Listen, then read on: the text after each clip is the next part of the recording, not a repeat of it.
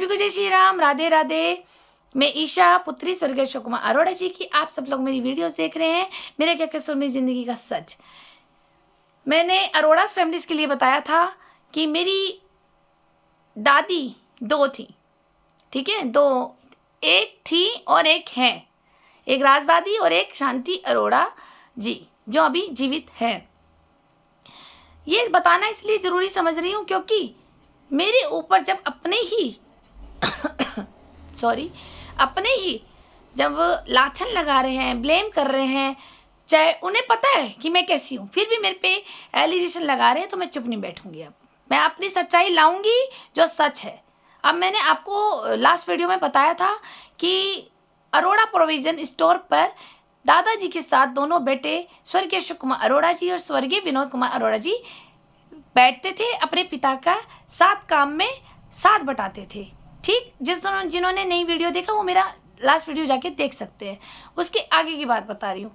अब चाचा और पापा तो हो गए बड़े। अब फिर पापा बड़े थे, उस ज़माने में जल्दी शादी हो जाती थी, तो उस ज़माने में बताया ना कि पिता माता बड़ा, किसी के आगे हम चू भी नहीं कर सकते थे। मेरे पापा ने बताई थी, चाचा ने भी बताई थी कि जो पसंद कर दी। अब तो एक लड़की देखो, दो देखो, तीन देखो, लड़के रिजेक्ट करते हैं, लड़कों से मिलवाया जाता है। बताओ तुम्हें लड़की पसंद है तो हम शादी कराएं। पहले ये ज़माना नहीं चलता था। तो पहले तो जो पिता ने हाँ कर दी, जो बड़ों ने हाँ कर दी, चाहे लड़के को पसंद नहीं थी, लेकिन उस वक्त शादी 1 मिनट में देखते थे। एक ही पहली लड़की देखते थे। जैसे मेरी मम्मी को मेरे दादाजी ने देखा दिल्ली जाकर के, मेरी मम्मी दिल्ली से है, तो वहाँ देखा उन्होंने एक ही दम, उनको ये पसंद नहीं, उस वक्त ज़माने में चलता नहीं था कि एजुकेशन कितनी है, शक्ल कैसी है, व्यवहार कैसा है। नहीं, ठीक है, हम लड़की देखने आए ना, हमें तो अपने घर में बहू बना के लाना है, जैसी भी हो। रोका टोका करा और चलो भाई बैंड बाजा बजा के शादी करा के ले आए।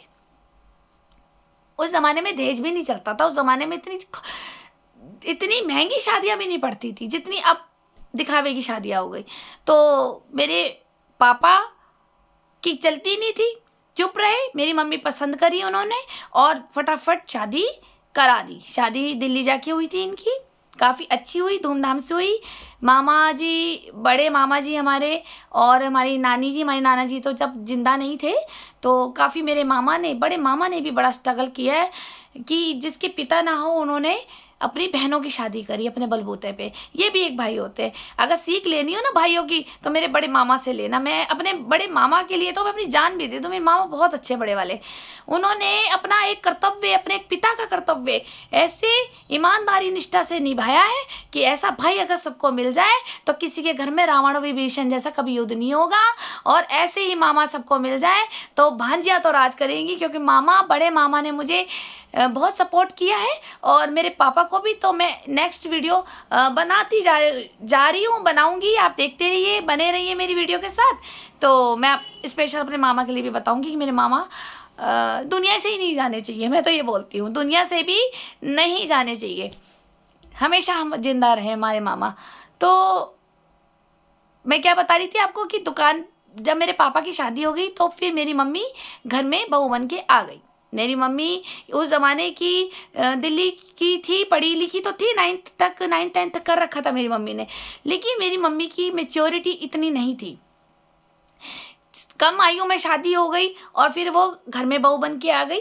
उन्होंने घर में बड़ी बहू का एक नाम तो लिया, बड़ी बहू है, लेकिन एक बड़ी बहू का एक जो रुतबा होता है, जो एक सम्मान होता है, जो आदर मान होता है, वो मेरी मम्मी को नहीं दिया गया।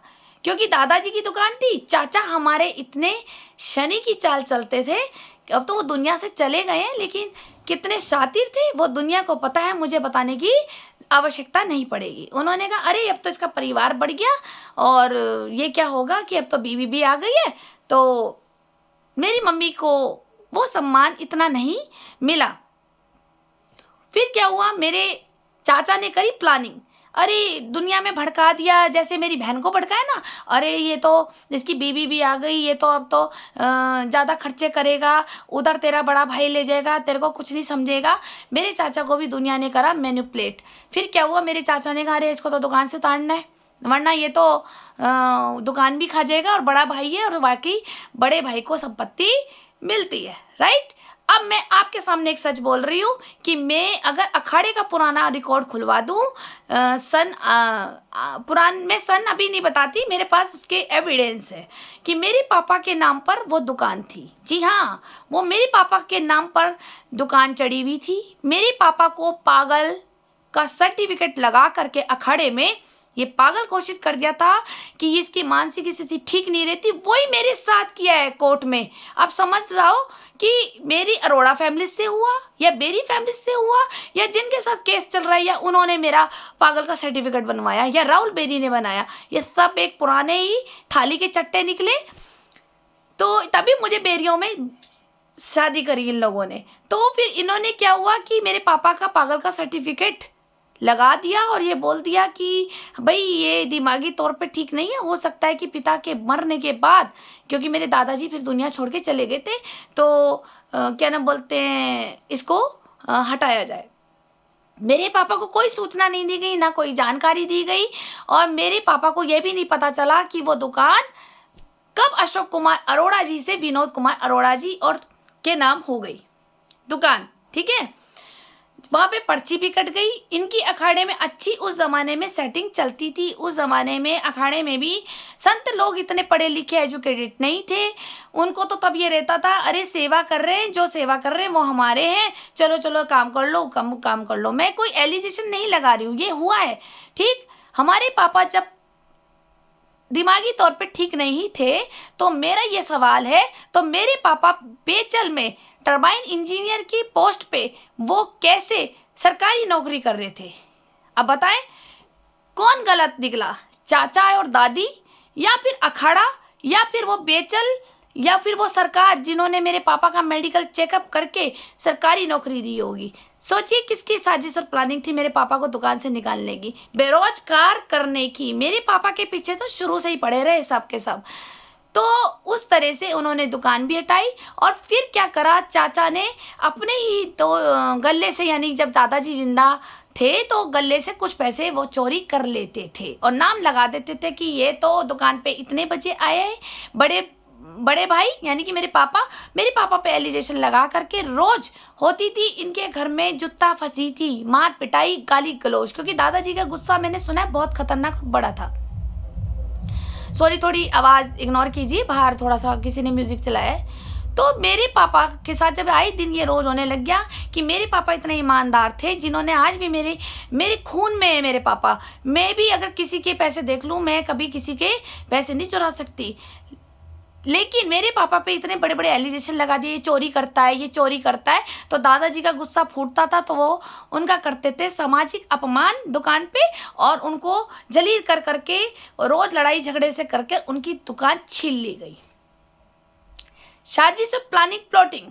ठीक है, इसे यहाँ से ये रूप बना स्टेप मदर का कि क्या हुआ, सौतेली माँ जिसने मजे लिए कि दोनों बेटे अगर एक हो जाएंगे तो फिर मैं राज कैसे करूंगी इस घर में, फिर मेरी बेटियां कैसे राज करेगी, चारों बेटियां।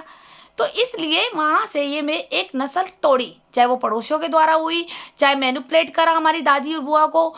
आस पड़ोस वहां का कैसा है आप सब जानकारी में रखते हैं। ठीक है, तो मेरे पापा जब दुकान से उतर गए तो उनसे छीन लिया गया रोजगार। अब वो हो गए बेरोजगार, क्योंकि उनकी नौकरी तब नहीं लगी थी, और ना ही मेरे दादाजी का इतना मकसद था कि मैं उन दोनों बच्चों को खूब पढ़ा लिखा के कुछ डॉक्टर इंजीनियर बनाऊं, क्योंकि वैल्यू ही नहीं थी शिक्षा की।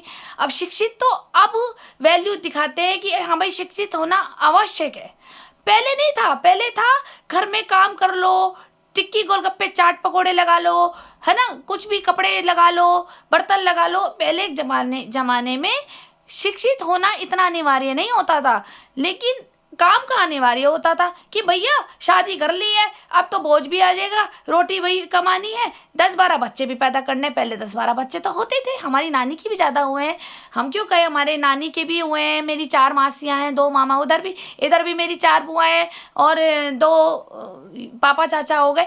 तो पहले ज़माने में लोग 5, 6, 7, 8 कर लेते थे आराम से, क्योंकि पहले इतनी महंगाई नहीं थी और पहले इतनी योजनाएं नहीं थी सरकार की कि जिसे हम कहते हैं कि नसबंदी, निरोधक गोलियां पहले होती नहीं थी। जब एजुकेटेड वाइफ नहीं आती थी, एजुकेटेड पति नहीं होते थे, वो नहीं होते थे, तो सबको उनका क्या है, संसार बढ़ाना है, शादी करी और रोजी रोटी कमानी है। और बीवी का क्या काम था, चूल्हा चक्का संभालना, बच्चे संभालना, बच्चे इतने कर दो कि परिवार हरा भरा रहे। लेकिन आज तो एक बच्चा भी बहुत मुश्किल पड़ता है कि परिवार हरा भरा तो छोड़ो, आज तो महंगाई इतनी हो रही है कि एक ही बच्चे को पालना बहुत मुश्किल हो जाता है। चलिए अब नेक्स्ट वीडियो में मैं बताऊंगी इसके आगे क्या हुआ था कि मेरे पापा जब बेरोजगार हुए तो उन्होंने कैसे कैसे स्ट्रगल किया। आप बने रहिए मेरे ही साथ, मेरा क्या कसूर मेरी ज़िंदगी का सच देखने के लिए। Thank you.